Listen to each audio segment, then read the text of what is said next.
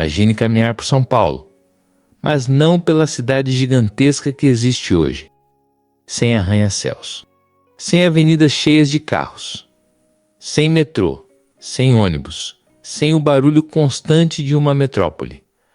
Agora imagine uma pequena vila construída no alto de uma colina, cercada por mata densa, rios limpos e trilhas de terra. Casas simples feitas de barro, poucas ruas, carroças passando lentamente e o som de sinos de igrejas ecoando pelo vale. Essa era São Paulo em 1813. Uma cidade pequena, com poucos habitantes, isolada do litoral por uma serra difícil de atravessar e que, naquele momento, parecia apenas mais uma vila colonial do Brasil.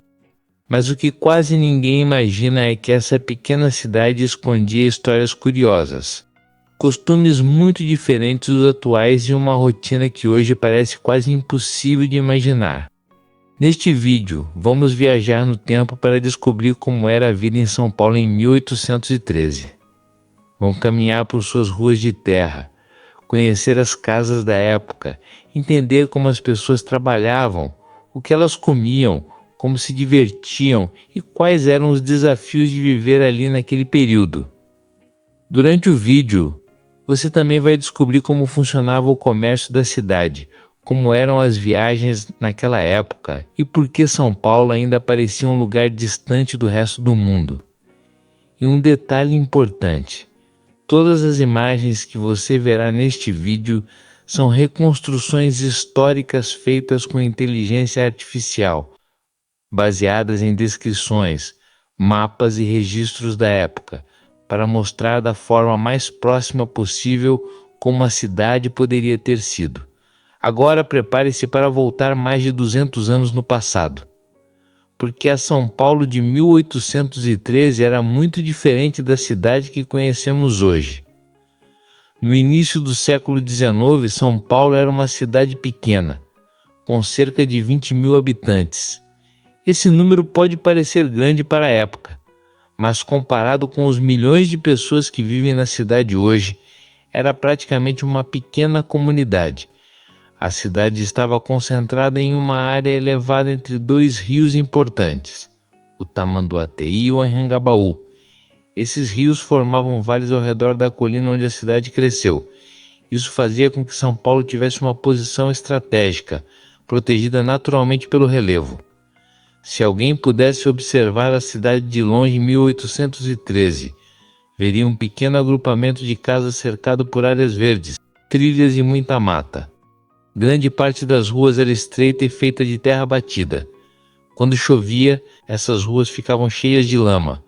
Quando o tempo estava seco, levantavam poeira a cada passo de pessoas ou animais. Não existia pavimentação. Também não havia iluminação pública eficiente. À noite, a cidade ficava quase completamente escura. As poucas luzes vinham das janelas das casas ou das lamparinas carregadas por quem precisava caminhar depois do pôr do sol. A maioria das construções era feita com uma técnica chamada taipa de pilão. Esse método consistia em compactar barro entre estruturas de madeira até formar paredes grossas e resistentes. Essas casas geralmente tinham 1 ou 2 andares.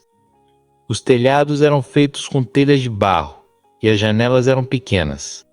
Dentro das casas, os móveis eram simples. Mesas de madeira, bancos, camas feitas artesanalmente e poucos objetos decorativos. A cozinha costumava ser um dos espaços mais importantes da casa. Ali ficava o fogão a lenha, onde eram preparados praticamente todos os alimentos. A iluminação dentro das casas vinha de velas ou lamparinas de óleo. Por isso, as noites eram silenciosas e curtas. Grande parte das atividades acontecia durante o dia. A rotina da cidade começava muito cedo. Logo ao amanhecer, os primeiros sons começavam a aparecer. Galos cantando, portas sendo abertas, carroças rangendo pelas ruas e vendedores ambulantes anunciando seus produtos. A economia da cidade era baseada em atividades simples. Muitos moradores trabalhavam como artesãos. Entre as profissões mais comuns estavam carpinteiros, ferreiros, sapateiros, alfaiates e pedreiros. Esses profissionais produziam praticamente tudo de forma manual. Um ferreiro podia passar horas moldando uma única peça de metal. Os carpinteiros fabricavam móveis, portas e estruturas de casas. Os alfaiates costuravam roupas sob medida para seus clientes. Quase tudo era feito localmente. O comércio também existia, mas era modesto. Pequenas lojas vendiam produtos como tecidos, ferramentas, utensílios domésticos e alimentos. Muitos desses produtos vinham de outras regiões do Brasil, ou eram trazidos do exterior através do Porto de Santos. Vendedores ambulantes também faziam parte do cotidiano. Eles caminhavam pelas ruas carregando cestas ou pequenas caixas com mercadorias. Alguns vendiam frutas. Outros vendiam doces ou alimentos preparados. Eles anunciavam seus produtos em voz alta, chamando a atenção dos moradores. A alimentação da época era simples. Entre os alimentos mais comuns estavam feijão, milho, mandioca e carne de porco. A farinha de mandioca era muito utilizada. Pratos como angu e ensopados faziam parte da rotina alimentar de muitas famílias. A água vinha de fontes naturais, poços ou rios. Era comum ver pessoas carregando baldes ou potes para abastecer suas casas. Outro aspecto importante da sociedade naquele período era a presença da escravidão. Muitas famílias possuíam pessoas escravizadas que realizavam diversas tarefas. Essas pessoas trabalhavam em casas, oficinas, pequenas propriedades e no transporte de mercadorias. Era comum vê-las carregando água, entregando produtos ou ajudando em atividades domésticas. Essa realidade fazia parte da estrutura social da cidade naquele período. A sociedade era bastante desigual. No topo estavam as famílias mais ricas, que possuíam terras, casas maiores e influência política. Abaixo delas estavam artesãos, comerciantes e pequenos proprietários. E na base da estrutura social estavam os trabalhadores mais pobres e as pessoas escravizadas. Mesmo com as dificuldades, a cidade também tinha momentos de lazer. As festas religiosas eram os eventos mais importantes do calendário. Durante essas celebrações, as ruas se enchiam de pessoas. Procissões percorriam os caminhos da cidade enquanto moradores acompanhavam cantando e rezando. Essas festas podiam durar vários dias. Barracas vendiam comidas típicas e doces. Músicos tocavam instrumentos e grupos se reuniam para conversar. As igrejas tinham um papel central na vida da cidade. Elas não eram apenas locais de oração. Também funcionavam como centros sociais e pontos de encontro. Os sinos das igrejas marcavam o ritmo do dia. Eles tocavam para anunciar missas, cerimônias e eventos importantes. Entre os lugares mais movimentados da cidade estavam os largos e praças.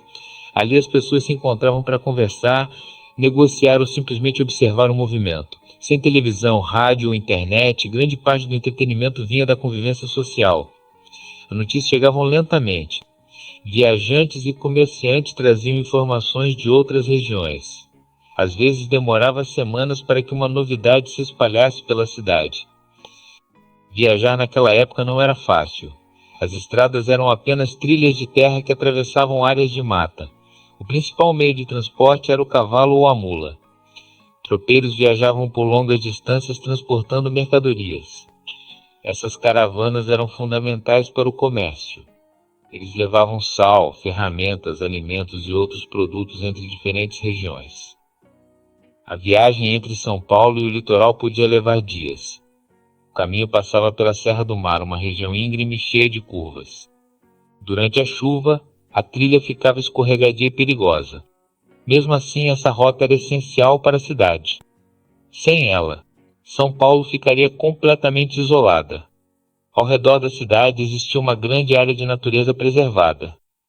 A Mata Atlântica cobria grande parte da região. Florestas densas cercavam a pequena área urbana. Animais silvestres viviam próximos da cidade. Era possível encontrar macacos, aves coloridas, capivaras e diversos outros animais. Os rios eram muito mais limpos do que hoje. Eles eram utilizados para lavar roupas, buscar água e até pescar. A natureza fazia parte da vida cotidiana dos moradores, mas também trazia desafios. Insetos, doenças e animais selvagens faziam parte da realidade da época. Mesmo com todas essas dificuldades, São Paulo continuava lentamente crescendo. Novas casas eram construídas. Pequenos negócios surgiam. A população aumentava pouco a pouco. Naquele momento, porém, ninguém imaginava o tamanho da transformação que viria nas décadas seguintes. Poucos anos depois, o Brasil passaria por mudanças históricas importantes. A independência do país aconteceria em 1822. Com o passar do tempo, novas atividades econômicas surgiriam.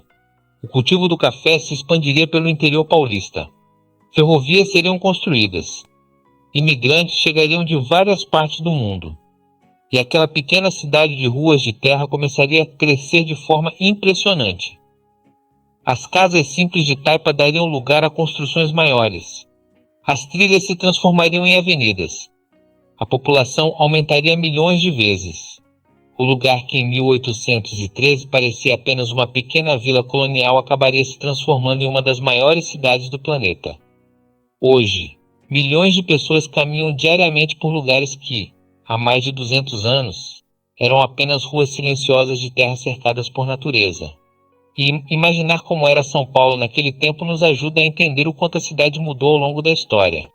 Continuando nossa viagem pela São Paulo de 1813, vale imaginar como era simplesmente caminhar pela cidade naquele período. Ao contrário da São Paulo atual, onde as ruas estão sempre cheias de carros e pessoas apressadas, a cidade naquela época tinha um ritmo muito mais lento. Os moradores se deslocavam principalmente a pé. Alguns utilizavam cavalos. Outros andavam em carroças simples puxadas por animais. Essas carroças eram usadas tanto para transportar pessoas quanto mercadorias. O barulho das rodas de madeira passando sobre o chão irregular era um dos sons comuns da cidade.